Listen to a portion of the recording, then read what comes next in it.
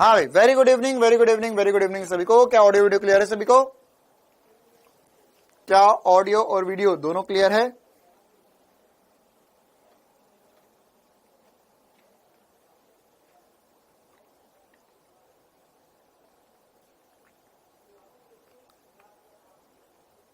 चलो ओके, बढ़िया, मस्त, मजे में। मेरे गांव में 2 दिन से लाइट नहीं है, क्या हुआ बेटा? चलिए, तो समतल में गति का आज हमारा आखिरी क्लास है। आज हमारी आखिरी क्लास है। आज हम अपेक्षित गति भी खत्म कर देंगे। इसमें मैं ऑलरेडी बता चुका हूं।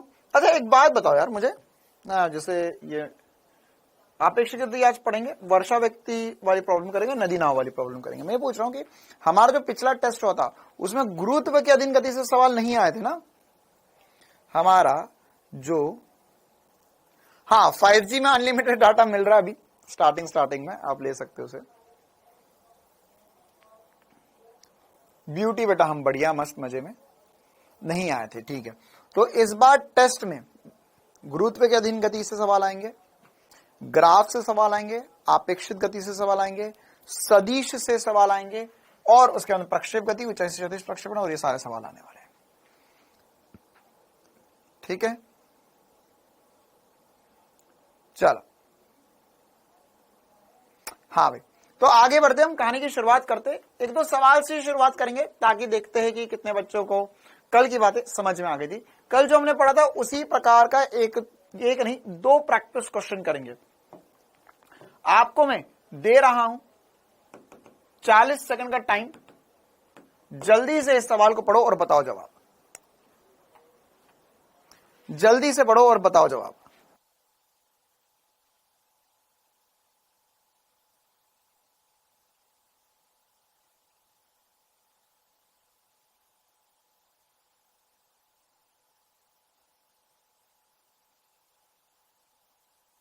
बेटा जो क्वेश्चन में प्रॉब्लम है वो हम बता देंगे ना आपको, क्या चिंता कर रहे हो?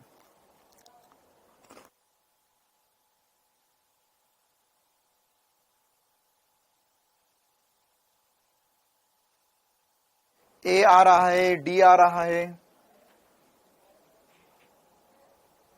चलो देखो, निकालने की करते हैं कोशिश, क्या आ रहा है जवाब। अच्छा पहले एक और सवाल आपको लोग कर लो। लो भाई, एक और सवाल कर लो।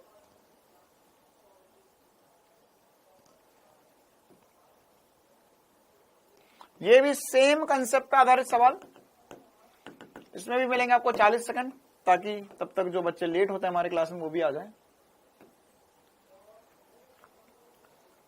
3rd राइट है। अच्छा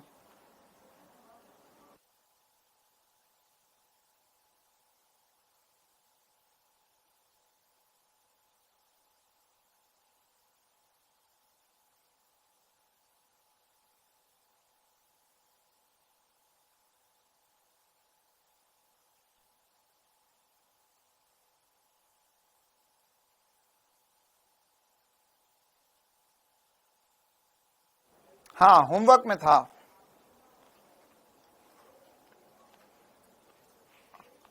चलिए, हाँ मुझे भूख लग रही थी, मैं चिप्स खा ली तो मैं 2 सवाल देके। चलो तो भाई अब ये वाले सवाल करते हैं हम। 2 कार ए और बी, समान गति v, अच्छा 5 किलोमीटर प्रति मिनट, और बहुत तेज चल रही है, कि समान वेग से समान बिंदु से गति प्रारंभ करती है। ए उत्तर की ओर तथा बी पूरब की ओर गति करती है। तो लिख लेते हैं, ए गई है सर उत्तर की ओर, तो ये हो गया 5 जे कैप। बी गई है पूरब की ओर, ये हो गया 5 आई कैप। क्या इतना इतना क्लियर है? क्या इतना इतना क्लियर है? अब क्या पूछा है हमें? बोला है ए के सापेक्ष बी का वेग, तो वेलोसिटी ऑफ बी, बी का वेग ए के सापेक्ष, ना उल्टा मत लिख देना। क्या बोला है? ए के सापेक्ष बी का वेग, किसका वेग पूछा है? बी का वेग, किसके सापेक्ष? ए के सापेक्ष, है ना। ये सब उल्टा लिख के दिया उसने आपको। आर्यन बेटा मेरे को रिप्लाई करने का टाइम नहीं मिल पाता है ना यार, मैं जितना टाइम होता है उसमें करता हूं कोशिश, लेकिन मेरे लिए बहुत डिफिकल्ट हो जाता है ये सब कुछ। तो बी का वेग होगा 5 आई कैप माइनस 5 जे कैप, ए का वेग, ये आंसर है। तो ये दिशा कौन सी, देखो 5√2 परिमाणी आएगा इसका 5√2 है ना। हम इसका अगर से परिमाणी देखेंगे तो आ जाएगा 5√2, 5 का स्क्वायर प्लस 5 का स्क्वायर का वर्गमूल 5√2 आ जाएगा। इसी प्रकार से दिशा क्या आ जाएगी, दिशा, तो दिशा जो आएगी वो आ जाएगा सर tan अल्फा। अच्छा चलो, वैसे ये tan अल्फा ना भी निकाल तो हम सीधे सीधे बता भी सकते दिशा ऐसे लिखकर कि सर आई कैप में पॉजिटिव है, जे कैप में नेगेटिव, आई कैप में पॉजिटिव, जे कैप में नेगेटिव, मतलब सर ये इधर कहीं दिखाई देगा। और ये कौन सी दिशा है सर, ये दक्षिण और पश्चिम की ओर है। नहीं सर, दक्षिण और पूरब की ओर है, सॉरी दक्षिण और पूरब की ओर है। 5√2 दक्षिण पूरब की ओर आंसर आएगा। ए सही जवाब आएगा बेटा। ये होगा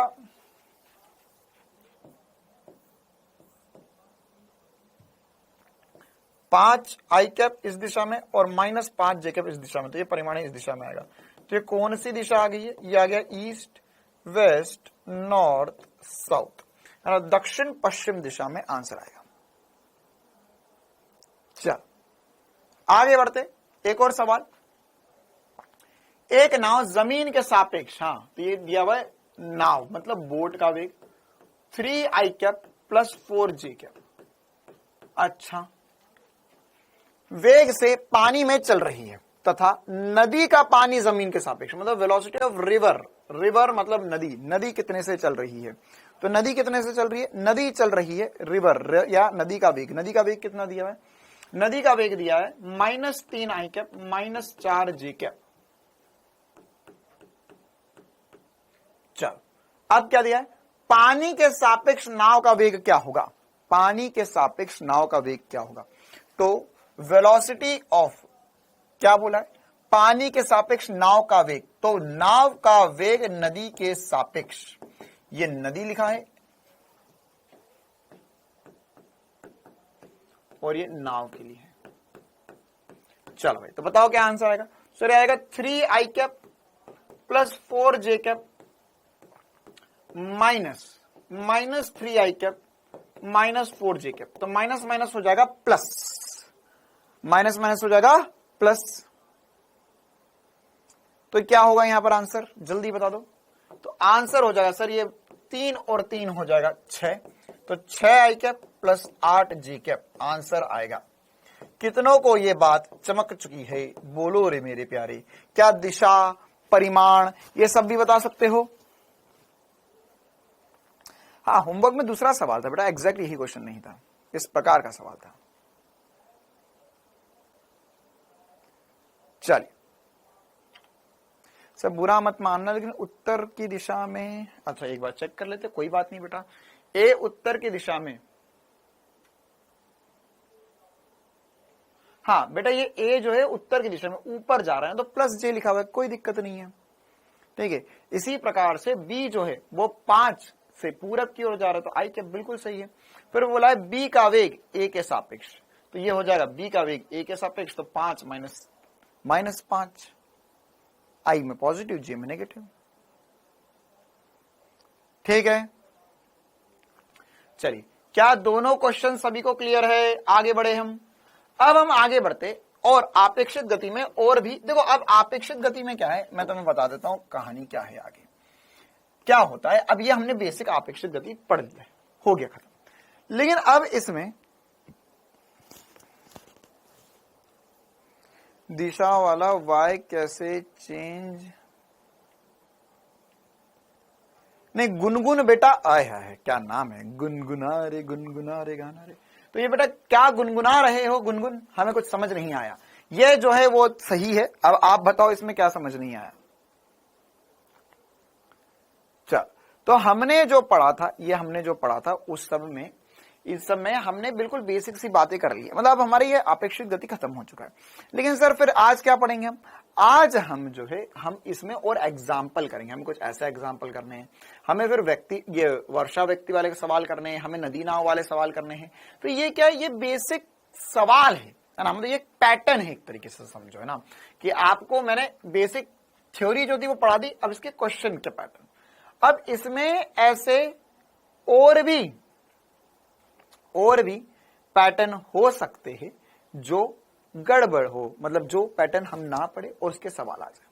लेकिन ऐसा बिल्कुल नहीं होगा कि बिल्कुल अलग ही पैटर्न आ जाए। तो मैं सारे पैटर्न कवर करने की पूरी कोशिश करूंगा अभी की क्लास में, ठीक है। और साथ ही साथ आप लोगों को हो सकता है कि नीट एग्जाम में 99% चांस है कि इससे सवाल ना आए, लेकिन अभी इसकी कोई क्लैरिटी नहीं है, वो आने वाले समय में मैं आपको बता दूंगा, ठीक है। नितिन बेटा काहे परेशान कर रहा है क्लास को?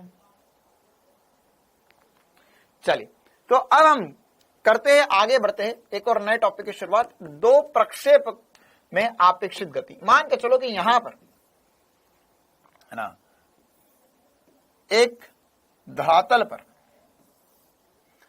दो प्रक्षेप साथ में फेंके जाए, मतलब एक की जगह दो प्रक्षेप साथ में फेंके जा रहे हैं।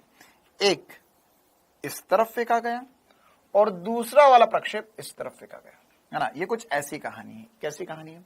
जैसे आपने अगर रामायण देखी हो या महाभारत देखी हो, तो उसमें क्या होता है, उसमें ऐसा बताओ ना कि एक तीर इधर से चला, फिर एक तीर इधर से चला, और उसमें फिर ऐसा म्यूजिक आता है, और एकदम से दोनों तीर एक दूसरे के सामने आते और बिजली कड़कती, और दोनों तीर गायब हो जाते हैं, है ना। एक तीर गायब हो जाता है, दूसरा वाला रह जाता है।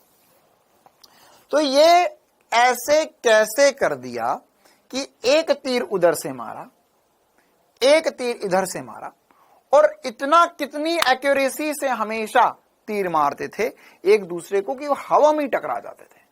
ऐसा कैसे संभव हो सकता है ना, कि भाई ऐसे तीर मारे कि हवा में टकरा गए। ये भी हम करेंगे। और इसके अलावा ये आपेक्षिक, मतलब ये भी क्या है, ये भी अगर तीर मार रहे तो भी प्रक्षेप गति है, इधर से भी प्रक्षेप गति है, ठीक है। तो प्रक्षेप गति में हमें और बातें देखनी है, आपेक्षिक प्रक्षेप गति की बातें।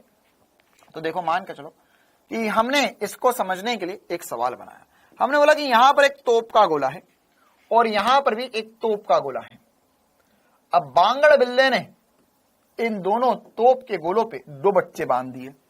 बोले फिजिक्स पढ़ना थी तो बच्चे ही उठा लाए, दो बच्चे बांध दिए, ठीक है। एक बच्चा यहां बांध दिया, दूसरा बच्चा यहां पर बांध दिया, और उसके बाद में इसने इन दोनों बच्चों को कर दिया फायर, ठीक है। तो क्या होगा, दोनों बच्चे उड़ते हुए जाएंगे, दोनों बच्चे उड़ते हुए जाएंगे। तो अब ये बच्चा उड़ता हुआ जा रहा है, अच्छा ये हरे कलर का बच्चा है, हरे रंग के बच्चों का रंग भी डाल दिया बच्चों पे, ताकि पता चल जाए कौन सा बच्चा कहां जा रहा है। एक बच्चा इधर उड़ रहा है, एक बच्चा इधर उड़ रहा है, ठीक है।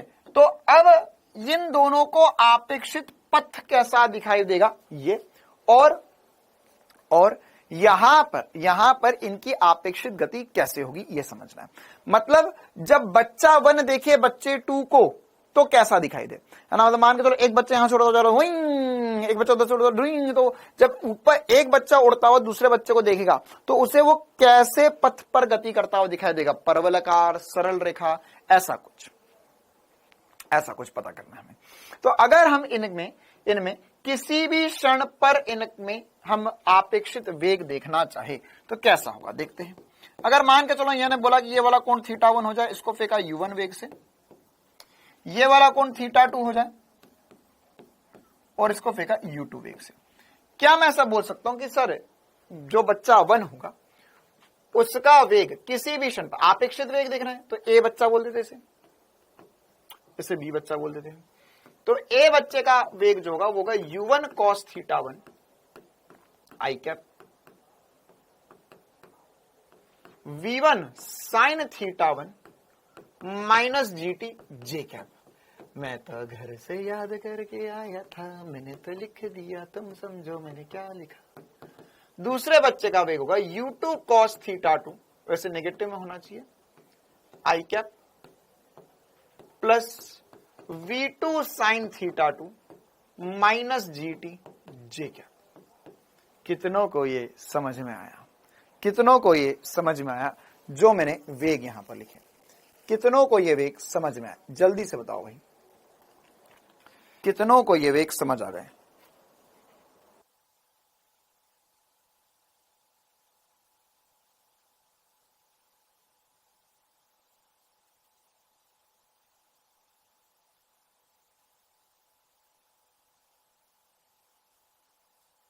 आ गया? आ गया।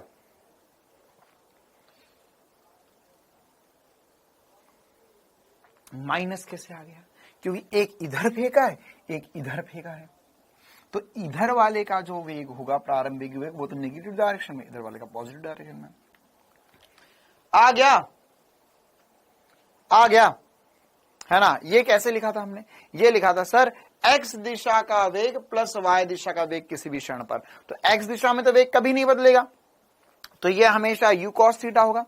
और y दिशा का वेग किसी भी क्षण पे लिखेंगे तो क्या होता है सर? y दिशा में, सर y दिशा में हर क्षण पे वेग बदल रहा है, तो हमने सीखा था vy बराबर होता है uy माइनस gt, गति का प्रथम समीकरण, तो uy माइनस gt लिख दिया।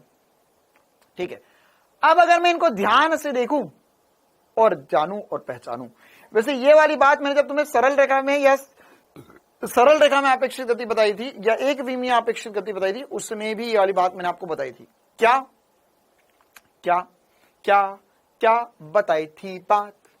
मैंने तुम्हें ये वाली बात बताई थी कि गुरुत्व के अधीन गति में आपेक्षिक त्वरण हमेशा शून्य होता है। कितनों को यह बात याद है? गुरुत्व के अधीन गति में, गुरुत्व के अधीन गति में आपेक्षिक त्वरण शून्य होता है। गुरुत्व के अधीन गति में आपेक्षिक त्वरण शून्य होता है।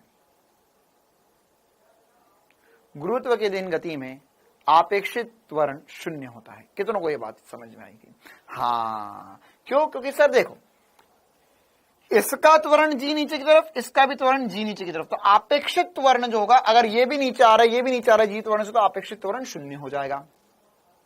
ठीक है, अच्छा, तो अगर मैं यहां पे आपेक्षित वेग देखूं तो देखो क्या मैं ऐसा बोल सकता हूं, वैसे आप चाहो तो इसमें निकाल सकते हो velocity of A with respect to B, लेकिन मैं इतनी मजदूरी नहीं करूंगा, इतना बड़ा। देखो अगर आप ये सब कुछ ना भी लिखते तो भी मैं जो बता रहा हूं वो आंसर आ जाएगा, ये बात समझ में आ जाएगी तुम्हें। ये तो बस मैंने इसलिए लिखा था कि कितने बच्चे चीजें रिवाइज कर रहे, कितने बच्चे सीरियस है ये पता करने के लिए, है ना? क्यों? क्योंकि जो बच्चा है उसको जो बच्चा बोल रहा है सर ये मेरे को u1 cos थीटा 1 और v1 sin theta 1 minus gt समझ नहीं आया, मतलब ये चिंता का विषय और बहुत गहन चिंता का विषय है ना। क्योंकि मैं एक बात, ईमानदारी वाली बात बता दूं बेटा तुम्हें, हमारे बीच में ना, इसी बैच में से बहुत सारे बच्चे बैठे हुए जिन लोगों ने पिछले साल जी तोड़ मेहनत करी थी, 10-10 12-12 घंटे पढ़ाई करी थी, तब जाकर उनके नीट में 450, 500, 550 नंबर आए, है ना? अगर आपको विश्वास ना हो, हाँ यहां पर v आएगा, v की जगह u आएगा, बिल्कुल u।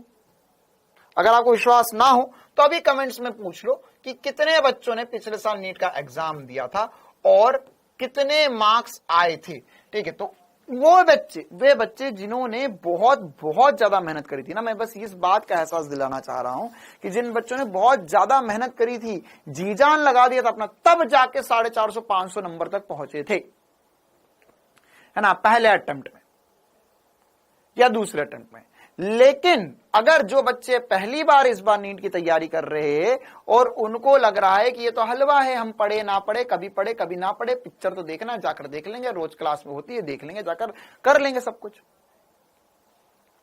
ठीक है, तो अगर ऐसा लगता है तो बेटा समझ जाओ और संभल जाओ, समझ भी जाओ और संभल भी जाओ। क्यों? क्योंकि आप ये समझो कि जिस बच्चे ने पिछले साल हाँ डरा रहा हूं, बिल्कुल डरा नहीं तो आता हूं मैं, डरो, देखो सुनो मेरी बात को, और बहुत ज्यादा डर जाना इस बात को सुनने के बाद में। क्यों? क्योंकि ये खौफनाक बात है, ये कटु सत्य है कि जिस बच्चे ने पिछले साल 12-12 घंटे, 10-10 घंटे पढ़ाई करी थी, जिसको सब कुछ आता है, सब कुछ पढ़ा है, तब जाके उसके इतने नंबर आए हैं, और वो इस साल फिर 10 घंटे पढ़ेगा और इस साल फिर तेरे साथ में एग्जाम देगा, तो अब सोच ले तेरे कितने नंबर आएंगे। और कितने भी नंबर आए, तुम्हें कितनी मेहनत करनी है उसके बराबर आने के लिए, तुम्हें कितनी मेहनत करनी पड़ेगी उसके बराबर आने के लिए, है ना? हाँ, चिंता ना करो, ये सारे बच्चे मुझे पता है, शिवा, सकीना, है ना, मोहित, मनित, ठीक है, तो ये सारे बच्चे, मैक्सिमम बच्चे जो है वो पिछले साल आरंभ बैच में भी थे, उन लोगों ने इतनी ज्यादा मेहनत करी, तब जाके उनके इतने नंबर तक आए हैं या इतने नंबर तक पहुंचे हैं। तो जो बच्चे इस बार पहली बार मेहनत कर रहे हैं, पहली बार ड्रॉप ले रहे हैं या पहली बार पढ़ रहे हैं, उन लोगों को मैं बोल रहा हूं बेटा, क्लास को मजाक मस्ती में ना लो, है ना, भले ही से पढ़ाते वक्त मैं कुछ मजाक कर लेता हूं या मजे मजे में पढ़ाता हूं, वो क्योंकि भाई तुम्हें आखिरी क्लास होती है और फिजिक्स पढ़ने में मजा आना चाहिए, बिल्कुल सही बात है। लेकिन लेकिन लेकिन अगर तुम्हें ऐसा लग रहा है कि हम बस पढ़ेंगे, हम क्लास देखेंगे, हम थोड़ा बहुत कर लेंगे, थोड़ा बहुत नहीं करेंगे, हमारा आराम से काम चल जाएगा और नीट निकल जाएगा, ऐसा होना बहुत मुश्किल है। देखिए, इसके लिए आपको रोज ईमानदारी से बताओ कितने बच्चे क्लास खत्म करने के बाद में डेली पढ़ते हैं क्लास का, कितने बच्चे क्लास का डेली पढ़ते हैं, पहली बात। दूसरी बात कितने बच्चे कॉपी पर लिख लिख कर देखते हैं, जितने सारे सवाल मैंने करवाए वो सारे के सारे सवाल कितने बच्चे कॉपी में सॉल्व करते हैं, और उसके बाद में उन्हें रिवाइज भी करते हैं। और रिवाइज ऐसे नहीं कि तकिया लगा लिया पीछे और अच्छा ये तो ऐसा बताया था, अच्छा चलो हो जाएगा, ऐसा हो जाएगा, बस अगला पन्ना अगला सवाल।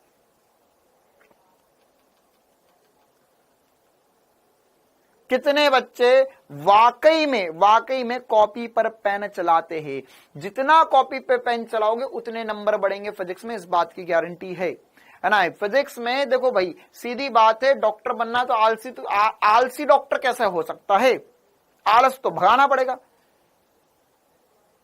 तो अगर आपके अंदर आलस्य है तो उसे भगा दो, तुरंत भगा दो, तो डॉक्टर कैसे बन जाएगा यार, आलसी डॉक्टर कैसे, पता चला ऑपरेशन आ रहा है, मैं तो थक गया यार, थोड़ी देर बात करेंगे, है ना, तुमने वहां बेचारा का पैर काट के रख दिया और थोड़ी देर बात करेंगे हम।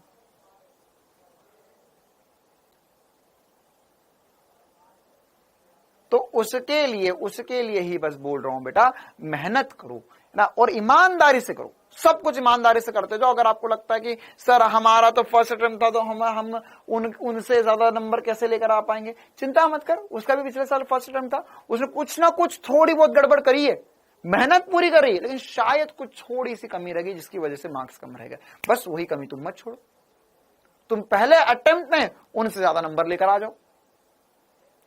लेकिन इन सब के लिए आपको ठीक से चीजें मैनेज करना पड़ेगी, ठीक से जो रोज क्लास में बताया जा रहा है, क्लास के बाद में उसे पढ़ना होगा, उसे रिवाइज करना होगा, लिख कर रफ में लिख कर देखना होगा। हर क्लास के बाद में जो भी सवाल बताया जा रहा है, आप छोड़ दो सवाल को, सॉल्यूशन मत देखो, सवाल को देखो, सॉल्यूशन छोड़ो और खुद से सॉल्व करो कि हाँ सर इस स्टेप के बाद में ऐसा था, इसके बाद में ऐसा था और इसके बाद में ऐसा करा तो हमारा आंसर आ गया।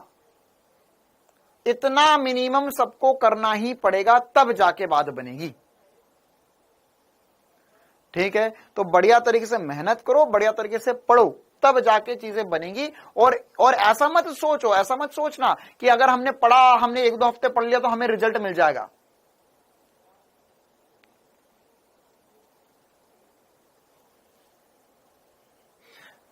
ऐसा था ना, पनीर काटा सब्जी में डाला है, मजा आ गया, लच्छेदार पनीर, कढ़ाई पनीर खा लिया। अबे यहां दूध भी खुद लाना है, पनीर भी खुद बनाना है, उसके बाद सब्जी भी खुद बनानी है, सब्जी उगानी है और उसके बाद बनानी है और उसके बाद में उसे खाना है, ठीक है। ऐसा थोड़ा ना काटे पीटे घोले और खा गए, नहीं, ठीक है। ये मैगी नूडल्स नहीं है ना, यहां पर मेहनत लगेगी। यहां ऐसा समझो कि तुम्हें अगर कुछ खाना है तो नीट वो चीज है जिसमें गेहूं भी खुद उगाना है, सब्जी भी खुद उगाना है, खेत में पानी देना है उसे रोज, फिर सब्जी उगेगी, फिर और गेहूं उगेंगे, उसके गेहूं कटेंगे, सब्जी कटेगी, फिर उस गेहूं को अलग से रख कर पीसोगे, फिर आटा गूंथोगे, आटे से रोटी बनेगी, फिर उसको सेकोगे, गैस सिलेंडर भी खुद लेकर आओगे, तब जाके खाना मिलेगा,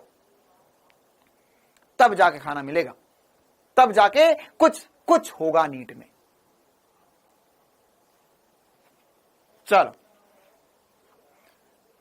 चलिए, तो अब velocity of A with respect to B में मैं यहां पे बता रहा था, तो कैसे लिखेंगे इसमें, है ना। देखो एक आवेग अगर बी के सापेक्ष लिखेंगे हम, तो इसमें आपेक्षित वेग, आप चाहो तो मैं V A minus V B पूरा बी लिख सकते हो, एक्स एक्स का वाई वाई का, लेकिन मैं आपको बस इतनी सी बात बताना चाह रहा हूं कि देखो यार, आपेक्षित वेग जब देखोगे तो इसमें जीटी दोनों में सेम है, जीटी दोनों में सेम है, या वाई दिशा में हम बोल सकते हैं सर वाई दिशा में क्या है, वाई दिशा में गुरुत्वीय त्वरण दोनों का समान है। y दिशा का गुरुत्वीय त्वरण दोनों का समान है। तो अगर y दिशा का गुरुत्वीय त्वरण दोनों का समान है तो मैं यहाँ पे आपेक्षित वेग तो होगा, लेकिन आपेक्षित त्वरण जो होगा a with respect to b जो होगा वह शून्य होगा, आपेक्षित त्वरण शून्य होगा। मतलब ये हुआ कि जमीन से देखोगे तो त्वरित गति करते हुए दिखाई देगा, लेकिन जब पहला बच्चा दूसरे बच्चे को देखेगा, पहला बच्चा दूसरे बच्चे को देखेगा तो वो उसे नियत वेग से चलता हुआ दिखाई देगा। कैसा दिखाई देगा? नियत वेग से। मैं एक बार फटाफट लिख देता हूं, इसको इससे माइनस करोगे तो ये हो जाएगा, एक बार खुद से लिखने का ट्राई भी करो, ये दोनों माइनस होंगे आई में, तो ये हो जाएगा u1 cos theta 1 minus minus plus हो जाएगा u2 cos थीटा 2। ये आई कैप में आपेक्षित वेग होगा, जुड़ गया है ना। क्योंकि देखो ऐसा भी समझ सकते हो, ऐसा भी समझ सकते हो, जिसको समझ नहीं आया वो ऐसा समझो। देखो x दिशा में दोनों एक दूसरे की तरफ चल रहे, तो एक दूसरे की तरफ चलेंगे तो आपेक्षित वेग जुड़ जाएगा। y दिशा में एक दूसरे के साथ चल रहे, ये भी ऊपर जा रहा है, ये भी ऊपर जा रहा है, तो y दिशा में आपेक्षित वेग घट जाना चाहिए, तो ये घटेगा, GT कैंसिल आउट हो जाएगा। यहां पर हो जाएगा u1 sin theta 1 minus u2 sin theta 2 minus u2 sin theta 2 जे कैप। ये हमारे पास ए का वेग बी के सापेक्ष हो गया। ठीक है, कैसे लिखा? देखो कैसे लिखा। अगर आप ये सब ना भी लिखते तो भी कर सकते थे। कैसे कर सकते थे? सर एक्स दिशा का अपेक्षित वेग जुड़ेगा, वाय दिशा का अपेक्षित वेग घटेगा, वाय दिशा का अपेक्षित वेग घट जाएगा। तो एक्स दिशा का जुड़ जाएगा, क्यों? क्योंकि दोनों विपरीत दिशा में आ रहे एक्स में, और वाय में दोनों समान दिशा में जा रहे हैं। क्योंकि हमने क्या कहा था कि सर इसको तोड़कर पढ़ेंगे। ठीक है, तो यहां पर क्या होगा? यहां पर जुड़ गया और यहां पे घट गया, आपेक्षित त्वरण शून्य हुआ। मतलब इसका कुल मिलाकर कहानी यह है, कुल मिलाकर कहानी यह है बेटा कि यहां पर हम एक छोटी सी बात बोल सकते हैं कि आपेक्षित वेग नियत है ना बेटा। u2 negative, u2 cos theta 2 negative कैसे हो गया? 5 बार बता चुका हूं मैं तुम्हें कि यह नेगेटिव दिशा में। क्लास में टाइम पर आया करो, मुझे लग रहा तुम अभी आए हो क्लास में अरविंद। ठीक है, ये क्या होगा? ये इस दिशा में होगा, ये दिशा पॉजिटिव है, दिशा नेगेटिव है, तो इसे नेगेटिव में बोला है मैंने, इसलिए माइनस u2 cos थीटा 2 करा। पहली बात। दूसरी बात, velocity of A with respect to B लिख चुके हैं हम, बिल्कुल सही बात है, ये भी लिख चुके हैं हम। तो अब यहां पर ये देखें तो ये नियत मान है। देख ये नियत है, ये भी नियत, समय पर निर्भर नहीं कर रहा है। मतलब आपेक्षित वेग जो है, इसको मैं इधर लिख देता हूं, ये तो त्वरण तो शून्य है, लेकिन आपेक्षित वेग जो है वह नियत है, आपेक्षित वेग नियत है। तो इसका मतलब यह हुआ कि अगर एक वस्तु या किसी भी वस्तु का वेग नियत होता है तो वह सरल रेखा में गति करती है, सरल रेखा में गति करती है। मतलब कि जब एक बच्चा इस तोप से निकला, दूसरा बच्चा उस तोप से निकला, तो वो उसे स्ट्रेट लाइन में गति करता हुआ दिखाई देगा। कैसा? सीधी सरल रेखा में गति करता हुआ दिखाई देगा। कैसे देखेगा? इमेजिन करो, है ना, यहां से एक बच्चा निकला, एक बच्चा इधर से आ रहा है, तो जब भी ये इसे देखेगा तो उसे लगेगा देख वो आया, वो आया, वो आया, वो आया, वो आया, वो आया, वो आया, वो आया, वो आया, वो गया गया गया गया गया गया गया, तो वो एक स्ट्रेट लाइन में चलता हुआ उसे दिखाई देगा। कैसे दिखेगा? एक स्ट्रेट लाइन में, सीधी लाइन में चलता हुआ दिखाई देगा हमेशा, क्योंकि आपेक्षित त्वरण नियत है। ठीक है, तो यहां पर क्या हुआ? यहां पर हम बोल सकते हैं कि यह आपेक्षित गति जो होगी वो एक सरल रेखीय गति होगी। तो यहां पर आपेक्षित गति मतलब कि ए जब बी को देखेगा या बी ए को देखेगा तो उसे एक सरल रेखा में गति करता हुआ दिखाई देगा। ठीक है, हाँ, एक ही टाइम पे निकलेंगे बेटा, दोनों बच्चे एक ही टाइम पे तोप के गोले से एक साथ निकले हैं। ठीक है, तो यहां पर क्या होगा? पथ जो होगा, आपेक्षित पथ, ये सीधा सवाल आएगा, सीधा सवाल। आपेक्षित पथ सरल रेखा होगा, आपेक्षित पथ क्या होगा? सरल रेखा होगा। ठीक है, अच्छा, अब इसमें एक दूसरे प्रकार का जो सवाल आता है वो करने जा रहे हैं, है ना, कि ऐसी क्या कंडीशन हो कि दोनों बच्चे हवा में टकरा जाए, या जो तीर वाली हम बात कर रहे थे कि सर ऐसा कैसे हो कि इधर से एक तीर चले, इधर से एक तीर चले और वो दोनों तीर हवा में टकरा जाए, ऐसा कब हो सकता है ना। मतलब कुछ ना कुछ तो कैलकुलेशन राम भगवान भी कर रहे होंगे, है ना, थोड़ी फिजिक्स तो उनने भी सीखी है, या कुछ ना कुछ कैलकुलेशन रावण ने भी करी थी, या इंद्रजीत ने भी करी थी कि मैं इधर से तीर मार रहा हूं, उधर से तीर आ रहा है, तो मैं कितने एंगल पर कितने वेग से तीर फेंकूं कि दोनों आपस में हवा में टकरा जाए। ऐसा क्यों नहीं हुआ कभी भी कि उधर से एक तीर आए, इधर से एक तीर आए और दोनों तीर क्रॉस कर गए एक दूसरे को? ऐसा कभी नहीं होता है ना। क्यों? क्योंकि वो तीर जो है वो आप और समझो तीर है यार, एकदम पॉइंट है आगे, वो पॉइंट से पॉइंट टकरा जाते हैं। तो ऐसा कैसे होता है? ऐसा कैसे होता है देखो, तो उसके लिए अगर मैं टक्कर की कंडीशन देखूं, प्रक्षेप गति में ही टक्कर की स्थिति कि दो प्रक्षेप टकरा जाए, आप चाहो तो पूरा लिख लो, दो प्रक्षेप हवा में टकरा जाए तो उसकी क्या स्थिति होती है, क्या कंडीशन होती है। इसके लिए एसपी स्टार भी बताऊंगा, लेकिन सबसे पहले फील दिलवा देता हूं एक बार, है ना। फील दिलवा देता हूं कैसे टक्कर होनी है। अब देखो, क्या तुम्हें ऐसा लगता है कि हमारी कोई औकात है यह समझने की कि सर दोनों हवा में गति कर रहे हैं, ये भी हवा में गति कर रहा है, ये भी हवा में गति कर रहा है और हवा हवा में टकरा जाए? नहीं सर, ये हमारे बस के बाहर है सब कुछ। क्यों? क्योंकि हम दो ही विमियों को कभी साथ में सॉल्व नहीं कर सकते। ये बात मैं आपको पिछले, मतलब जब से हमने ये पिछला चैप्टर खत्म कर दिया, अगला चैप्टर शुरू किया, उसमें पहले दिन से बता रहा हूं क्या कि हम यहां पर दोनों चीजों को साथ में सॉल्व नहीं कर सकते, कभी सॉल्व नहीं कर सकते। ठीक है, तो हम क्या करते हैं, हम इसको तोड़ लेते हैं। अभी जैसे हमने तोड़ा था, फिर से तोड़ देता हूं। यहाँ पे कोण θ1 था, ये u1 था, और यहाँ पे कोण θ2 था, और यहाँ पे वेग u2 था। अब एक बार में से तोड़कर लिखकर बता देता हूं आपको। कैसे तोड़कर लिखोगे सर? मान के चलो ये वाला वेग, तो ये वाला होगा u1 cos θ1, और इधर वाला वेग हो जाएगा u2 cos θ2। ठीक है, तो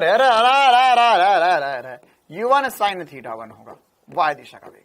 अच्छा, x दिशा का इसका प्रारंभिक वेग सर u2 cos θ2, और इसका प्रारंभिक वेग u2 sin θ2। क्या ये सभी को समझ में आ गया?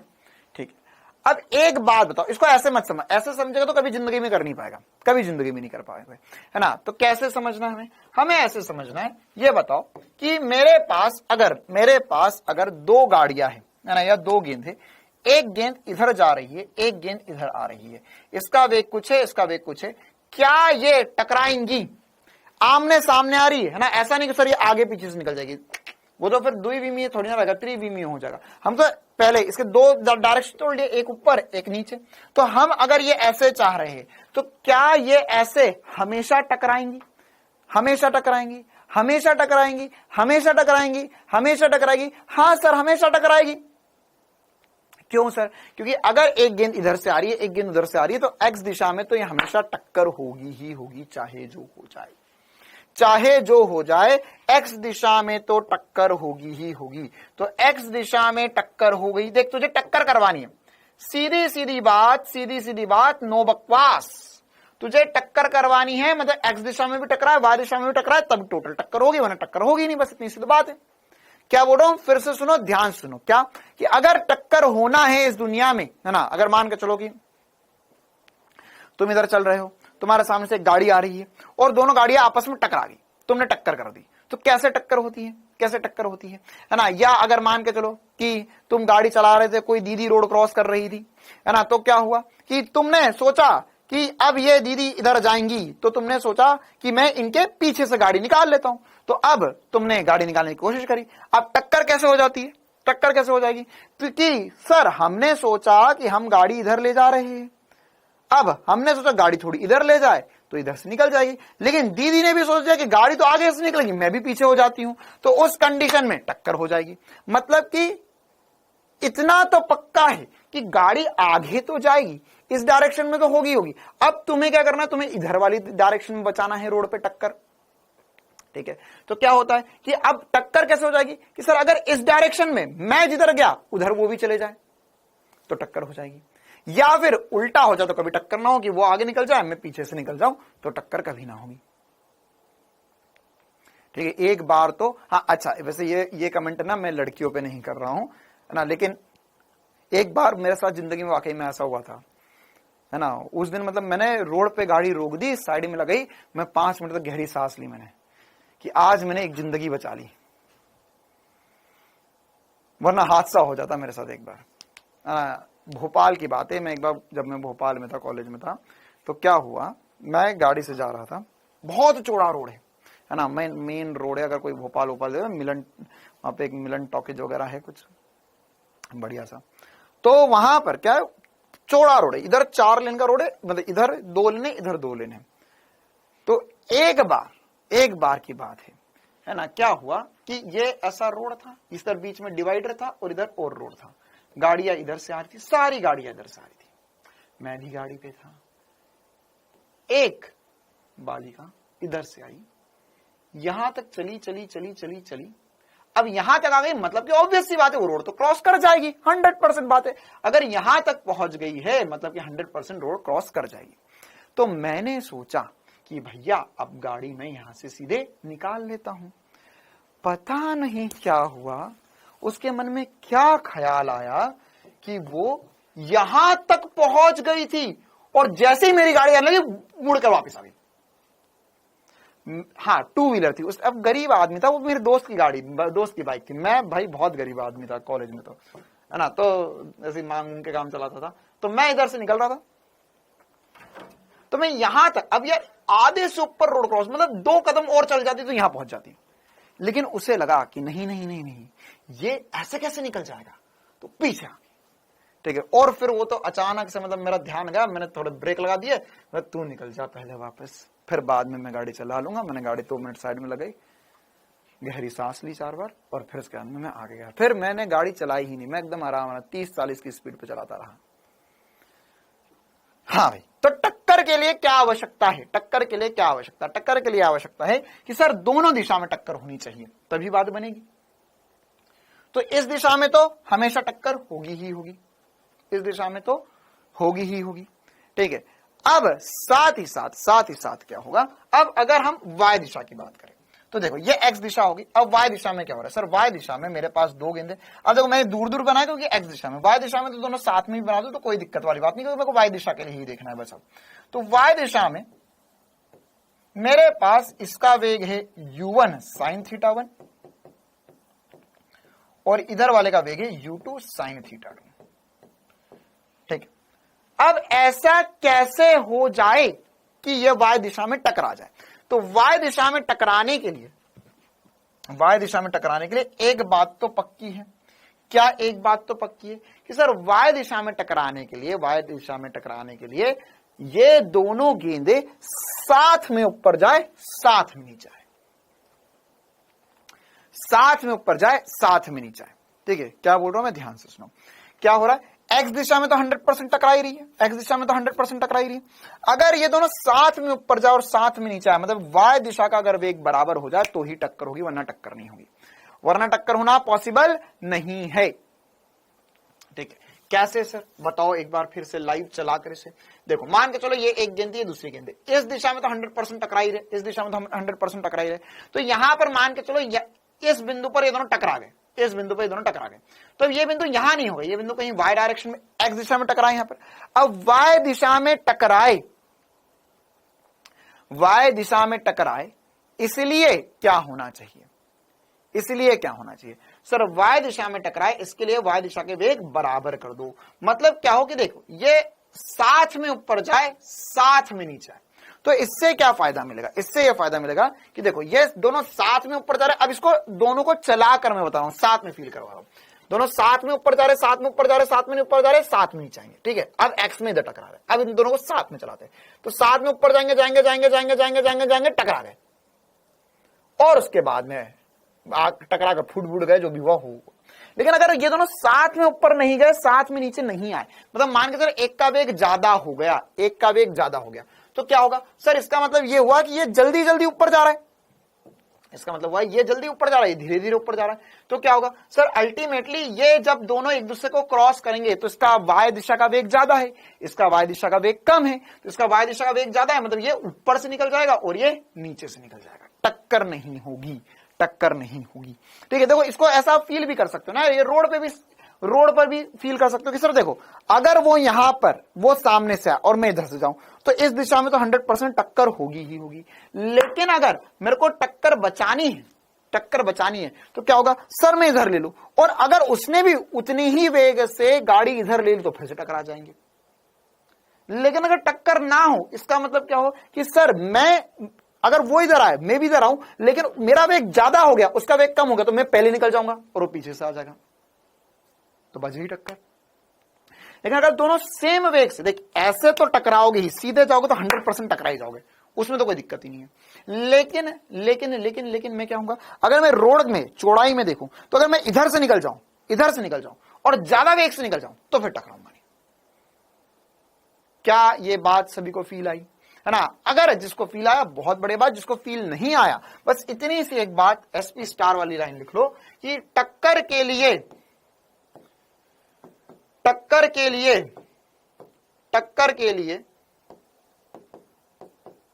कंडीशन, दो कोई भी चीजें टकराए उसके लिए कंडीशन क्या होगी? टक्कर के लिए कंडीशन दोनों को मिलाने वाली रेखा के लंबवत वेग सदैव बराबर होने चाहिए। दोनों को मिलाने वाली रेखा, टक्कर के लिए इंपॉर्टेंट कंडीशन, दोनों को मिलाने वाली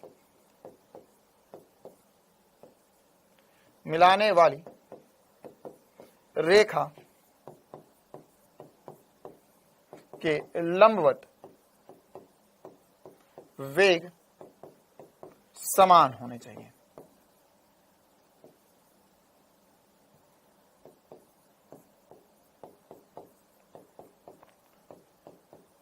ठीक है, चिंता मत करो, जिसको फील नहीं आया ना वो एक दो बार और पढ़ोगे अपने आप फील आ जाएगा, एक दो सवाल करेंगे अपने आप आ जाएगा।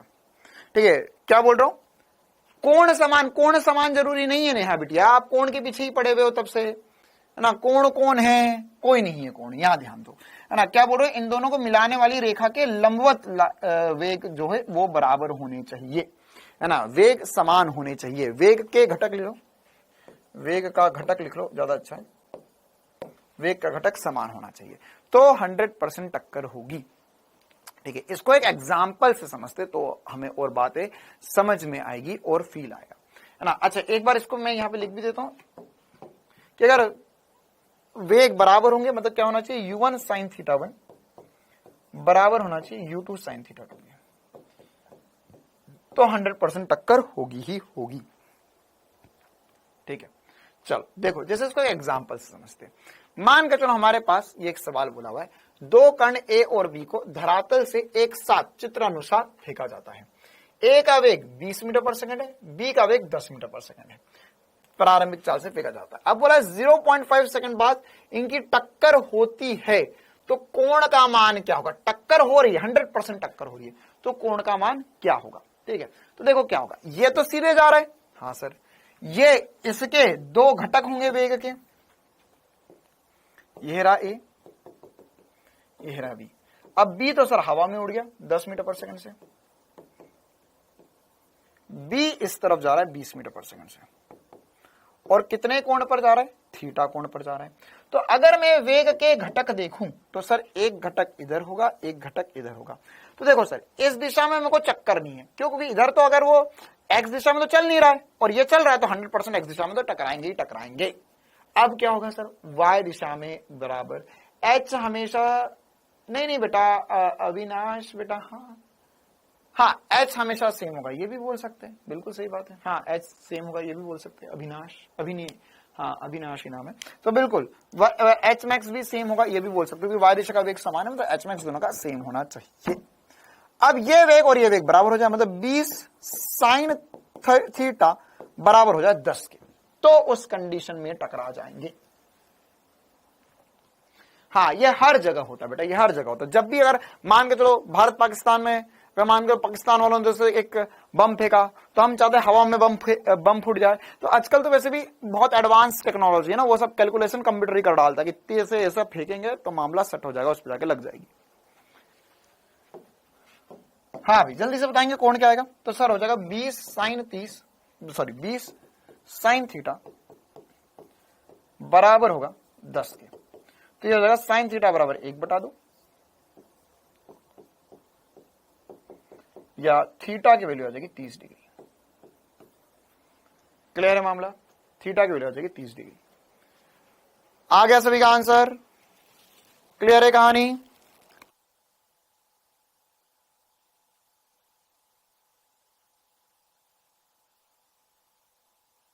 चलिए, हाँ अब हम बताते हैं कि यहां पर हाँ टाइम ऑफ फ्लाइट भी इक्वल होगा, बिल्कुल सही बात है, क्योंकि वाई दिशा का वेग बराबर है, मतलब कि टाइम ऑफ फ्लाइट भी बराबर होंगे दोनों के। चलिए अब हम यहां पर बताते हैं कि ये दोनों टकरा रहे हैं। अच्छा, तो क्या बोला है कि x की दूरी कितनी होनी चाहिए। देखो ऐसा भी तो हो सकता है, ऐसा भी तो हो सकता है कि अरे 10 कहां से कौन है ये, अंशिका बिटिया रानी बड़ी सयानी, पूछे सवाल। कैसे कैसे, देखिए यहाँ पे 10, ये 10 लिखा हुआ है ना सवाल, मैं कहां से लिख रहा, 10 कहां से आया, सवाल से आया। देखो तो अब यहां पर पूछा हमसे x का मान कि इन दोनों के मध्य कोण क्या होना चाहिए, है ना, इन दोनों के मध्य कोण क्या होना चाहिए। तो इसमें तो ऐसा भी तो कोण तो क्या, सॉरी दूरी क्या होनी चाहिए, ऐसा भी तो हो सकता था कि सर एक यहां से फेंके एक यहां से फेंके, ये जाके यहीं गिर जाओ, यहां से सीधे जाके इधर आ जाओ, लो सब टक्कर ही नहीं हुई, ऐसा भी तो हो सकता है, ऐसा भी तो हो सकता है। ठीक है, तो सर ये ना हो, इसके लिए क्या है, इसके लिए क्या है, इसके लिए हमारे पास इन दोनों के मध्य दूरी कितनी होनी चाहिए, टकरा ही जाए, तो उसके लिए हमारे पास x दिशा में अब देखना पड़ेगा। तो कोण का मान और x दिशा का मान क्या होगा। अब बोला है 0.5 सेकंड बाद टक्कर होती है, तो टक्कर हो रही है, तो देखो टक्कर होगी नहीं होगी कुछ से पता चलेगा, y दिशा से। टक्कर कहां होगी, कौन बताएगा, x दिशा। तो ये अभी हमने y दिशा से पता करा, अब हम पता करेंगे x दिशा से कुछ बातें अनकही सी। अच्छा, तो x दिशा में अपेक्षित वेग क्या होगा। सर x दिशा में अपेक्षित वेग देखे तो वेलोसिटी ऑफ a x दिशा में कितना होगा। देखो यार ये 30 है, सॉरी 20 है, कोण हमने 30 डिग्री निकाल लिया, ये 10/20 करेंगे 1/2 आएगा, तो 30 डिग्री कोण आ गया। तो यहां पर अब हमारे पास x दिशा का वेग क्या होगा। सर ये हो जाएगा 20 cos 30, यह हो जाएगा 20 इंटू 3√3/2, तो ये 2 से 2 कट गया, 10√3 आ गया, तो 10√3 मीटर पर सेकंड से ये x दिशा में जा रहा है। अच्छा, b का x दिशा में वेग क्या है। सर b का x दिशा में वेग तो 0 है, b का x दिशा में वेग तो 0 है। अरे बोल मेरे प्यारे, b का x दिशा में वेग क्या। सर b का x दिशा में वेग तो 0 है, a का x दिशा में वेग है, b का x दिशा में वेग तो 0 है सर। अच्छा, तो क्या मैं लिख सकता हूं अपेक्षित वेग जो होगा x दिशा में वो 10√3 ही होगा। बिल्कुल सही बात, मतलब ये हुआ कि ये उसकी तरफ जाके दौड़ रहा है, उससे जाके टकराना चाहता है। तो अब हमारे पास वेग पता है, समय बोला है कितने समय बाद टकराया, आधे सेकंड बाद टकराया सर, 0.5 मतलब आधा सेकंड। तो दूरी बतानी है, तो दूरी क्या होती है, दूरी होती है सर x बराबर VR इंटू टी, या VR हो जाएगा 10√3 इंटू टी, तो टी की वैल्यू 1/2 आ गई, तो जाएगा 5√3 मीटर, है ना। √3 की वैल्यू रख के आप सॉल्व कर सकते हो, बाकी मैंने अप्रोक्सीमेट वैल्यू बता दी आपको, 5√3 मीटर। जीरो कैसे है सोनाली बिटिया, ऐसे कैसे काम चलेगा। ये अगर कोई सीधा जा रहा है तो इस दिशा में नहीं जा रहा है ना यार, इसका इस दिशा का वेग 0 होगा, y दिशा का वेग होगा बस, x दिशा का वेग 0 होगा। ठीक है, चलो, तो ये बिल्कुल बेसिक से सवाल, बिल्कुल बेसिक से बातें हमें पता होनी चाहिए। हाँ भाई, आ गया समझ में। अब हम आगे बढ़ते और एक और प्रकार के प्रश्न पे चर्चा करते हैं, जिसे कहते हैं वर्षा व्यक्ति प्रश्न या रेन मैन प्रॉब्लम। बिल्कुल आसान सी कहानी है, जिनको पुरानी बातें समझ में आई उनके लिए तो हलवा है। रेन मैन प्रॉब्लम, ठीक है, क्या होता है यह रेन मैन प्रॉब्लम। ठीक है, अब हमारे पास हमें कुछ एक दो और प्रकार के अपेक्षित गति वाले प्रश्न करते हैं ना। देखो अब इसमें किस्मत वाली बात यह है कि अपेक्षित गति वाले जो भी प्रश्न हम कर रहे हैं उसमें त्वरण नहीं है, नियत वेग है, तो नियत वेग के लिए सॉल्व करना बिल्कुल आसान सी बात होती है। अब सबसे पहले तो हम कुछ बेसिक सी बातें समझ ले इस दुनिया में, है ना, क्योंकि मुझे पता है कि कुछ बच्चे ये भी गलत बता सकते हैं। देखो भाई, है ना, मैंने तुम्हें कहानी सुनाई कि नहीं कि पहले मुझे लगता था इस दुनिया में बहुत चीजें असंभव है, फिर जब से मैं तुम्हें पढ़ाने लगा हूं मुझे लगता है अब सब कुछ संभव है।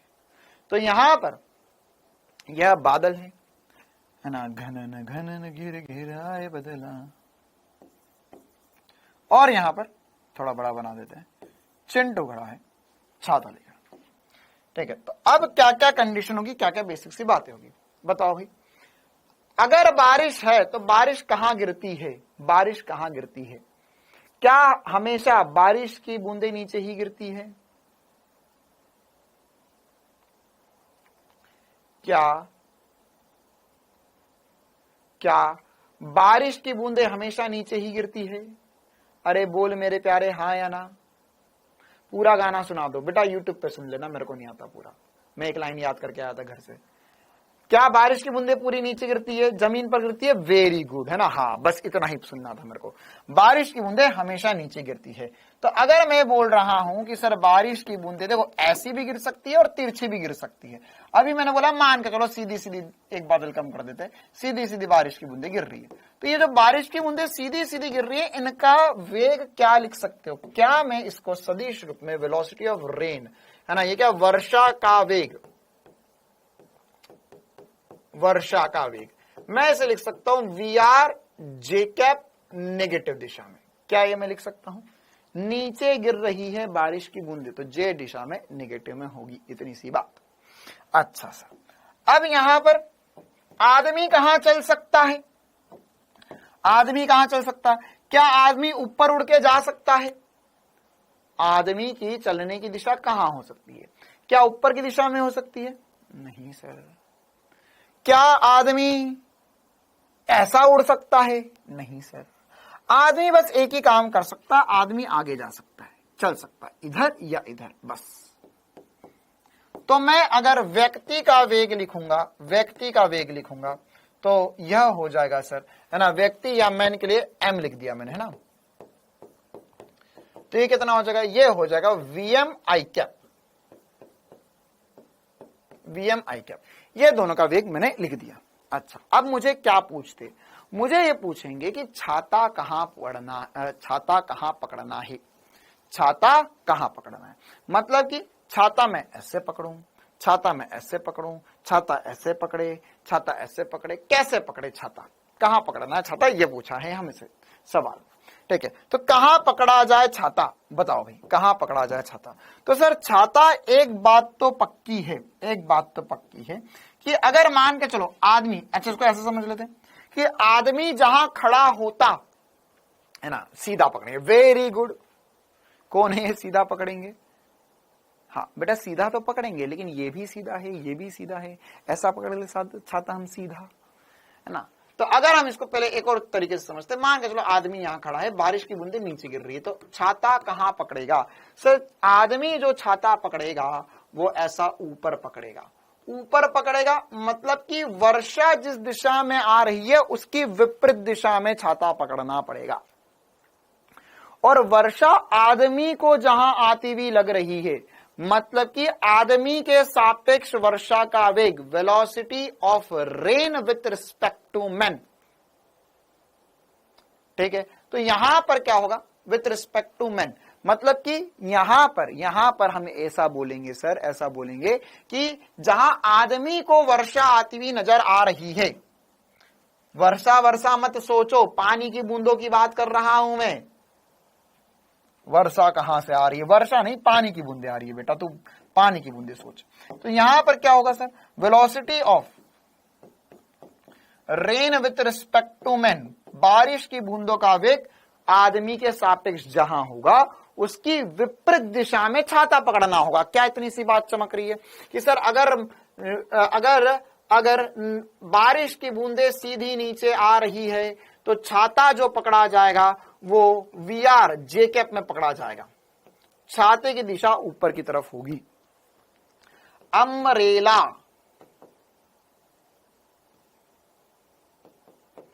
अम्ब्रेला जो होगा, छाता जो है वह ऊपर की ओर पकड़ा जाएगा। अच्छा, तो अब अगर मान के चलो आदमी, अब आदमी पहले खड़ा हुआ था तो बूंदे सीधी सीधी नीचे आ रही थी, लेकिन अगर आदमी चलने लगेगा तो छाता कहां पकड़ना पड़ेगा, कहां पकड़ना पड़ेगा, है ना। सर रेनकोट पहन लेना, वेरी गुड बेटा, तो एक काम करते रेनकोट पहन लेते, बंद ही कर देते फिजिक्स की क्लास। फिर अभी रेनकोट पहन लेना, अभी फिर नदी नाव वाला सवाल करूंगा तो सर काहे को तैर रहे हैं, काहे को नाव चलाएंगे, हम तो शिप खरीद लेंगे, है ना, बड़ी बड़ी बातें। सर काहे को हम इसके पहले आपेक्षिक गति पढ़ रहे थे, सर हम तो ऐसी ही गोली उड़ा देंगे, कोई दिक्कत नहीं सर, हम तो मिसाइल लॉन्चर हमारे पास हो तो कैलकुलेट करके सभी कुछ कर देगा। चल, है ना सर, हम प्रक्षेप गति भी क्यों ही पढ़े सर, हम तो गेंद फेंकेंगे, गेंद के अंदर चिप लगा देंगे, वो गेंद की चिप कैलकुलेट करके सब बता देगी कितनी दूर जा रही है। तो velocity of rain with respect to man, तो ये जो velocity of rain minus velocity of man, तो कितना आ गया सर, रेन का वेग है minus V R J cap. अच्छा, आदमी का वेग है वी एम आई कैप। अच्छा, तो ये कहां आया है ये वेग कहां आया, इसको समझ लेते हैं। तो यहां पर जो पानी का वेग है, या पानी ये कहां पर गिर रहा है, कहां गिरती हुई नजर आएगी बारिश, तो मैं तुम्हें लाइव फील भी करवाऊंगा अभी, ये बात है ना, कहां गिरती हुई नजर आ रही है बारिश, सब बारिश आ रही है इस आदमी को ऐसी गिरती हुई। ये देखना, minus V R minus I cap minus J cap, तो माइनस आई कैप इधर होगा, माइनस जे कैप इधर होगा, तो दिशा जो भी वो इधर की तरफ बारिश आती हुई नजर आ रही है। मतलब जो छाता पकड़ा जाएगा वो इस दिशा में पकड़ा जाएगा। ये रही छाते की दिशा, ये रही छाते की दिशा। और हमसे पूछते हैं ऊर्ध्वाधर से कितने कोण पर झुकाया जाएगा छाता। क्या पूछेंगे, ऊर्ध्वाधर से कितने कोण पर झुकाया जाएगा छाता। ये रहा कोण, और ऊर्ध्वाधर से कितने कोण पर झुकाया जाए छाता, यह पूछा जाता है हमसे। ठीक है, तो कितने कोण पर झुकाएंगे छाता, तो सर ये वाला कोण निकालना है हमें, थीटा। तो यह tan थीटा क्या होता है, लंब बटे आधार। तो लंब मतलब ऊपर वाली दिशा जो है वो ये, मतलब ये हो गया Vm बटे में VR। बस ये बात आपको याद रखनी है, कहानी खत्म, पैसा खत्म। ये ही पूछा जाएगा, इससे ज्यादा और कुछ नहीं पूछा जा सकता। Vm क्या होगा, Vm बटे में VR क्यों कर दिया मैंने। अच्छा, पहले तो ये बताओ, ये सब कुछ छोड़ो, पहले तो ये बताओ कि tan थीटा, अगर मेरे को सदिश दिया तो tan थीटा क्या लिखते हैं सर, y दिशा का घटक बटे में x दिशा का घटक, याद है। तो यहां पर y दिशा का घटक VR है, x दिशा का घटक Vm है, तो मुझे VR बटे में Vm लिखना चाहिए। लेकिन मैंने Vm बटे में VR क्यों लिख दिया, क्योंकि मुझे ऊर्ध्वाधर दिशा से कोण पूछा है, मुझे ऊर्ध्वाधर दिशा से कोण पूछा है। कितनों को ये बात चमक गई। y बटा x लिखना था, लेकिन मैंने x बटा y लिखा, क्योंकि ऊर्ध्वाधर दिशा से कोण पूछा है। वर्टिकल के साथ लिख लो, ऊर्ध्वाधर दिशा के साथ कोण है थीटा यहां पर। ठीक है, अच्छा, ये तो बिल्कुल बेसिक सी बात थी। दूसरी इंपॉर्टेंट सी बात, मैं इसका फील दिलवा देता हूं तुम्हें। देखो देखो, बिल्कुल फील दिलवा देता हूं, है ना। अगर आपको फील ना आए तो बता देना, बस 2 मिनट मेरी बात सुनो, एकदम गजब का फील दिलवा दूंगा।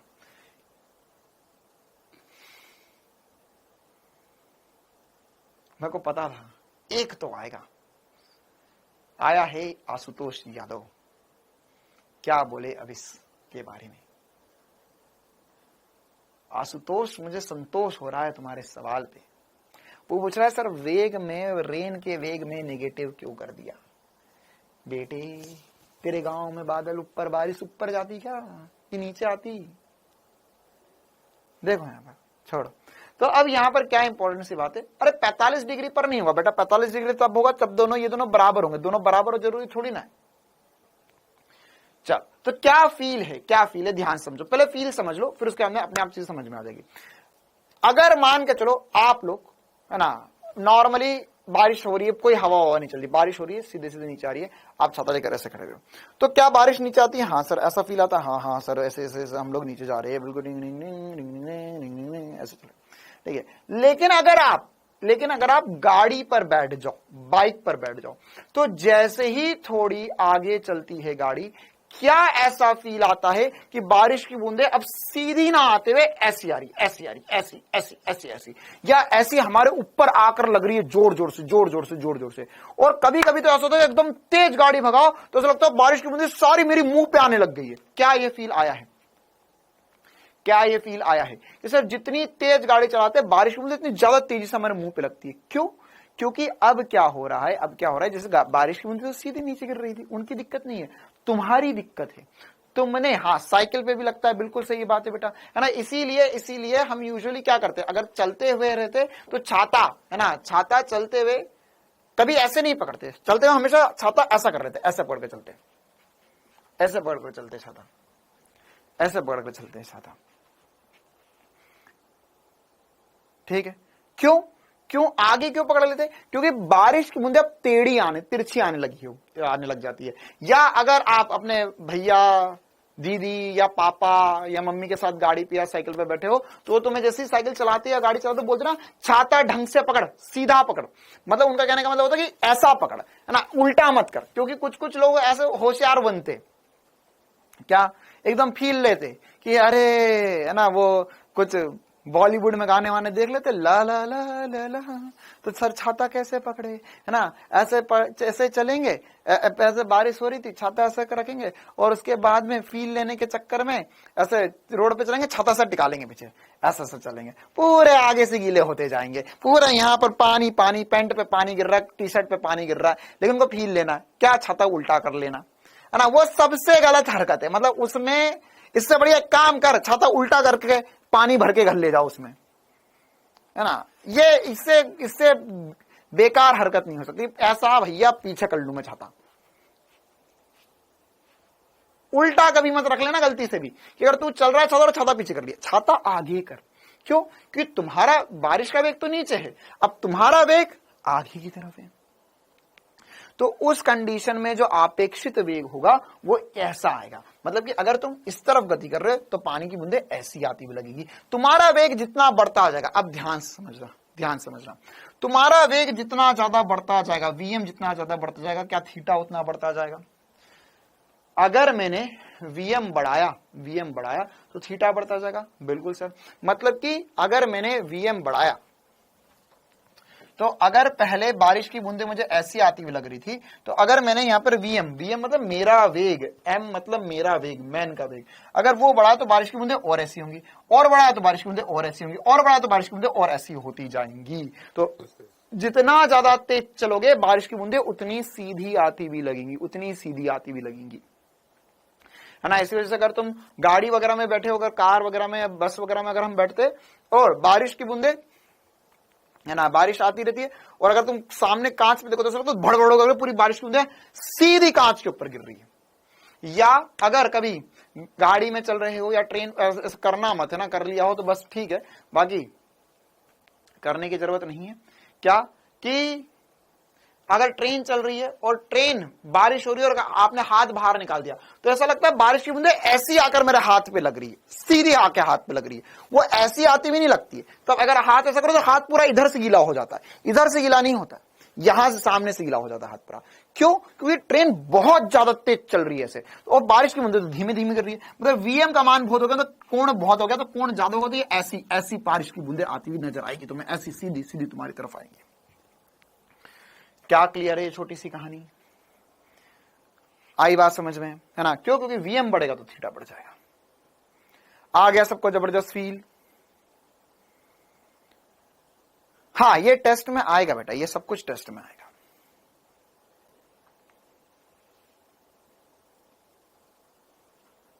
चलिए आगे बढ़े। अब हम इसमें, ये तो पहली बात ही, ये पहला सवाल हमसे पूछेंगे वीएम बटा वी आर ऊर्ध्वाधर के साथ कोण कितना होता है। अब इसमें दूसरी इंपॉर्टेंट सी बात, अच्छा चलो पहले एक बार ये वाला सवाल कर लेते हैं, सवाल पढ़ो ये वाला सवाल करते। एक स्थित व्यक्ति बारिश की बूंदों को ऊर्ध्वाधर रूप से गिरता हुआ देखता है। जब वह 4 किलोमीटर प्रति घंटे की रफ्तार से चलता है तो छाते को ऊर्ध्वाधर से 53 डिग्री के कोण पे पकड़ता है। तो बारिश की बूंदों का वेग ज्ञात कीजिए। बताओ भाई।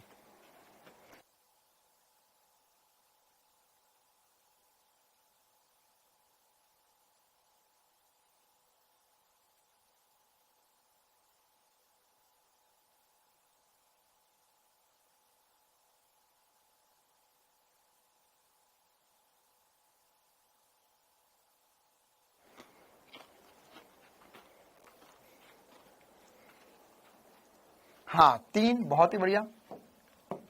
क्या करना है सर,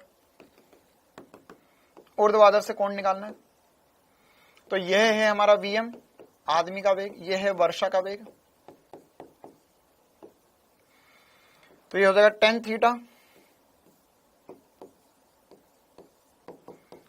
वी एम बटे में वी आर, यही फॉर्मूला लिखा अभी हमने, वी एम बटे में वी आर। तो कितना आएगा, टेन 53, ये होगा वी एम निकालना है, वी आर कितना है, वी आर कितना है 4, तो टेन 53 कितना होता है बताओ भाई, 4/3 होता है। एक मिनट, अच्छा आदमी का वेग 4 दिया हुआ है, वर्षा का वेग निकालना है हमें, ठीक है। कितना आ रहा है, 3 आ रहा है, बहुत ही बढ़िया।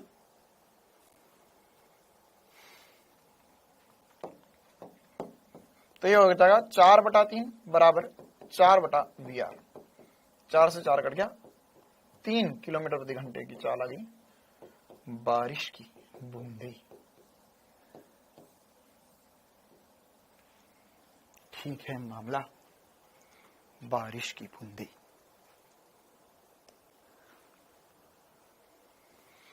चलो आगे बढ़ते हैं, है ना, एक और सवाल करते हैं हम, एक और सवाल करते हैं, एक और सवाल करते हैं। अब मान के चलो कि अगर बारिश जो है ना, बारिश जो है वह सीधी ना होते हुए बारिश भी तिरछी आ रही है, तो अब छाता कैसे पकड़ेंगे, है ना। जब बारिश सीधे आ रही थी तो छाता सीधा पकड़ा हुआ था, है ना। यहां पर क्या हो रहा था, यहां पर 4 किलोमीटर प्रति घंटे की रफ्तार से जब मैं चलने लगा तो छाता अब ऐसा पकड़ना पड़ेगा, छाता ऐसा पकड़ना पड़ेगा, ठीक है। अब अगली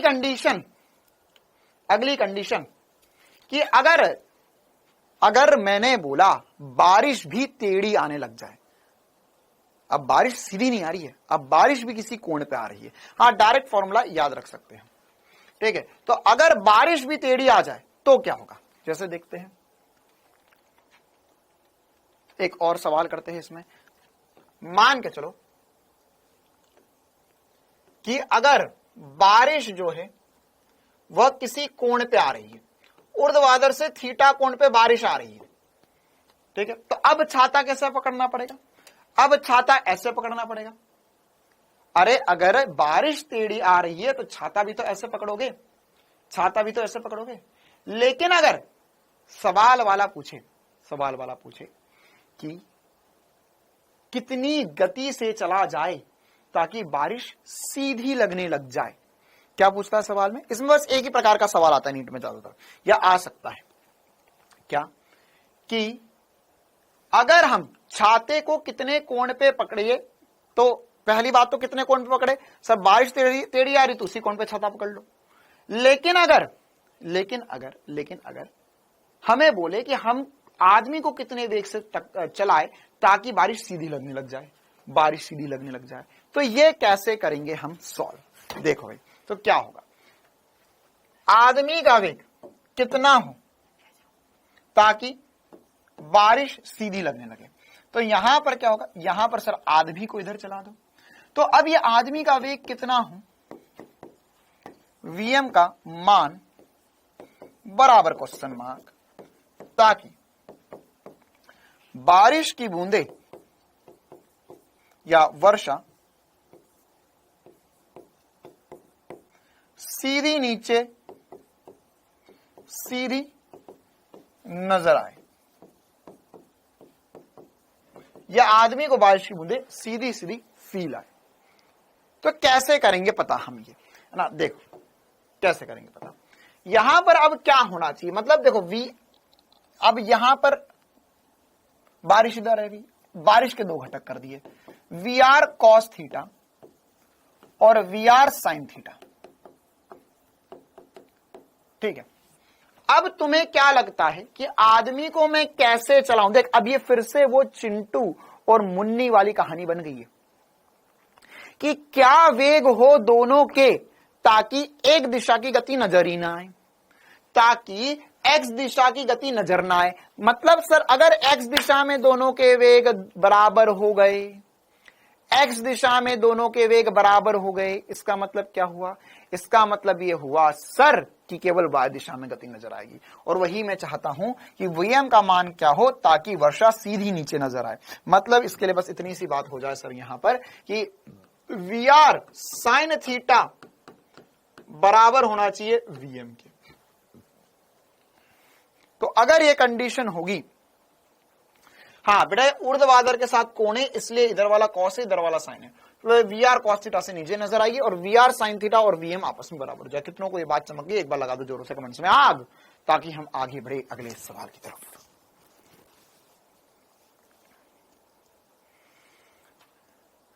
ठीक है मामला। चलो अब इसमें एक और सवाल कर लेते हैं। ये अब एक दो आसान से सवाल, फिर हम उसके बाद में है ना एक दो सवाल और करेंगे, नदी नाव वाले सवाल करेंगे, और एक वाला सवाल होमवर्क में दूंगा मैं, है ना। ये एकदम मजेदार सवाल है तो वही, लेकिन भाषा दूसरी बोली भी है, एकदम एक लाइन का सवाल है। चलो पहले एक और सवाल कर लेते हैं। ये वाला क्या बोला है सवाल में बोला है हमारे पास कि एक आदमी, वो वाला कंडीशन समझ में आ गई। अब अगला सवाल, एक आदमी सड़क पर 3 किलोमीटर प्रति घंटे के वेग से चल रहा है, अचानक बरसात शुरू हो जाती है, बरसात का वेग 10 किलोमीटर प्रति घंटे ऊर्ध्वाधर नीचे की ओर है। अच्छा, अब व्यक्ति के सापेक्ष बरसात का वेग क्या होगा? बस आसान सी बात पूछिए, कोई कोण वोण वाली बकवास बातें नहीं पूछिए, एक लाइन का सवाल है। क्या बोला है? हमें बोला है सर आदमी का वेग 3 किलोमीटर प्रति घंटा या 3 आई कैप है, वर्षा का वेग हमें पता है सर नीचे की तरफ होता है 10 जे कैप हो गया।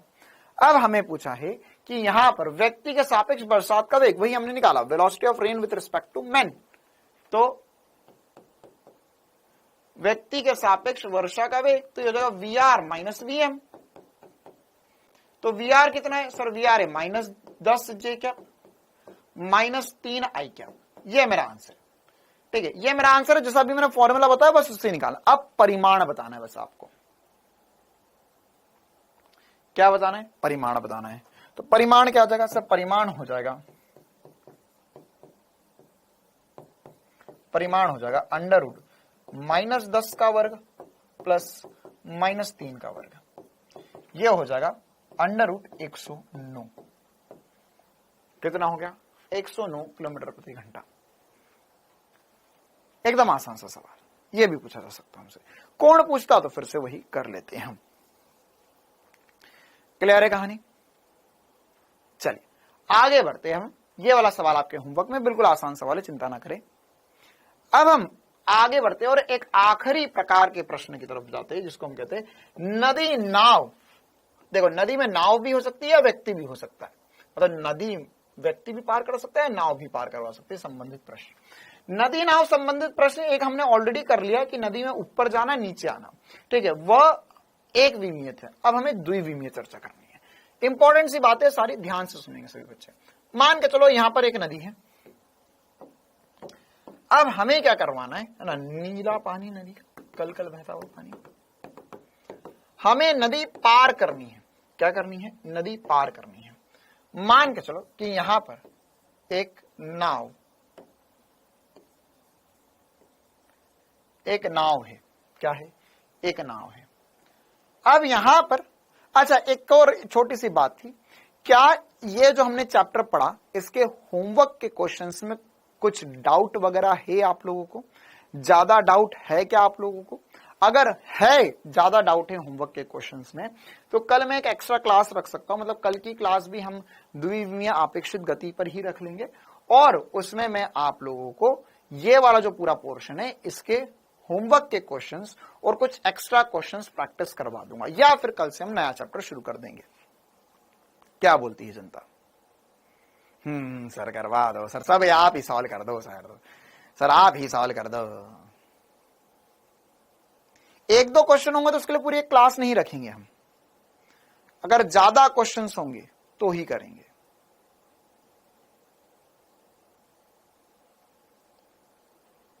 चलिए ठीक है, चलो ठीक है, परसों से नया चैप्टर शुरू कर देंगे। कल होमवर्क के क्वेश्चंस और होमवर्क के जो डिफिकल्ट वाले क्वेश्चन होंगे और कुछ एक्स्ट्रा प्रैक्टिस क्वेश्चंस मैं प्रैक्टिस करवा दूंगा आपको कल की क्लास में। कल की मतलब कल सदीश के भी एक्स्ट्रा प्रैक्टिस क्वेश्चंस कर लेंगे, और कुछ पीवाईक्यूज जो बचे हुए होंगे वो भी कर लेंगे, और कल सारे क्वेश्चंस हम प्रैक्टिस कर लेंगे। ठीक है, इसके भी और कुछ एक्स्ट्रा प्रैक्टिस करवा दूंगा, है ना। इसका भी मैं बेसिक बता देता हूं, बाकी कल मैं इसको कंप्लीट भी करके इसके भी क्वेश्चंस प्रैक्टिस करवा दूंगा। है ना। यहां पर क्या होता है और क्या क्या कंडीशंस हमें पढ़नी है, इसमें कुछ क्वेश्चंस आपको होमवर्क में मिल जाएंगे, बाकी कल की क्लास में अगर नहीं बनते तो हम डिस्कस कर लेंगे। देखो क्या हो रहा है यहाँ पर, अब ये नाव है, अब ये नाव को नदी पार करना है, तो मान के चलो हमने बोला कि ये इसकी चौड़ाई जो है, नदी की चौड़ाई जो है x है कुछ, है ना, कुछ x चौड़ाई होगी नदी। अब यहां पर क्या क्या हो सकता है और कैसी कैसी बातें हो सकती है। मान के चलो नाव जो है वो इधर तैरना शुरू हुई, अच्छा नाव तैर रहे, उससे पहले कुछ बेसिक सी बातें।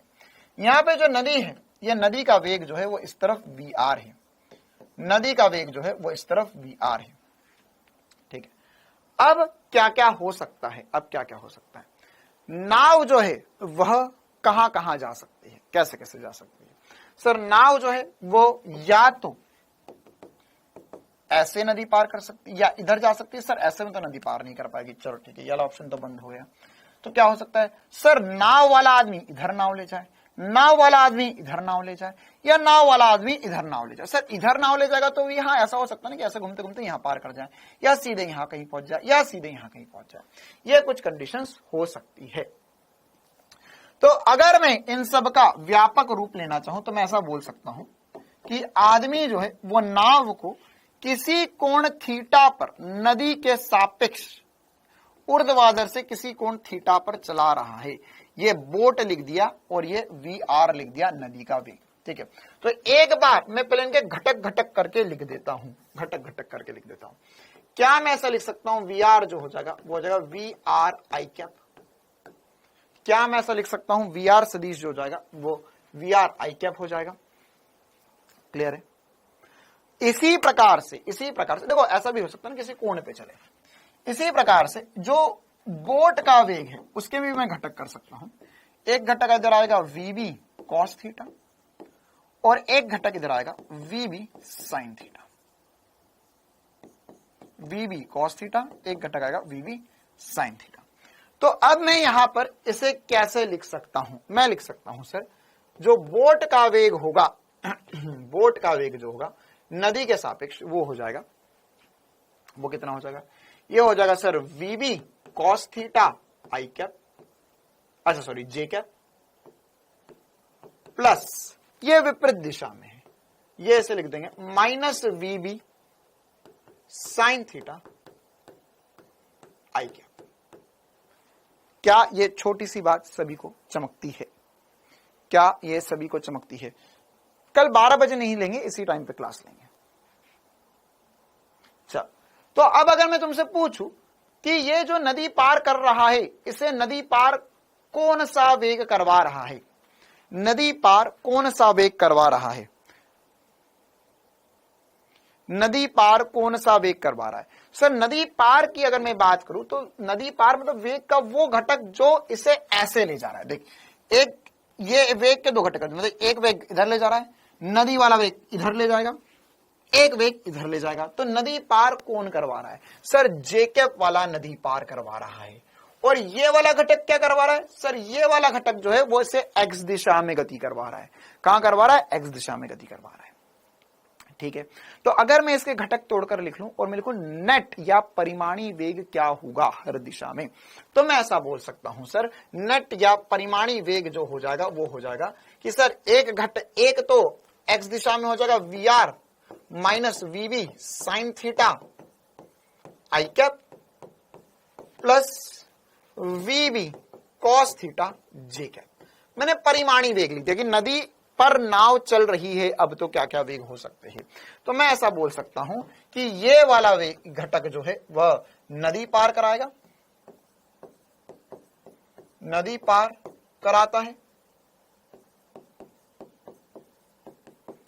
और ये वाला जो घटक है, ये वाला जो घटक है वो क्या करवा रहा है, सर ये एक्चुअल में इसे आगे पीछे चला रहा है। सर तो आगे पीछे मतलब देखो ऐसा हो सकता है ये पहुंचकर यहां पहुंच जाए, ये यहां निकल जाए, तो ये एक्चुअल में इसका इस दिशा में जो विस्थापन है वो ये वाला घटक करवा रहा है, और ये इसे हम कहते हैं अपवहन करवा रहा है, अपवहन या ड्रिफ्ट करवा रहा है।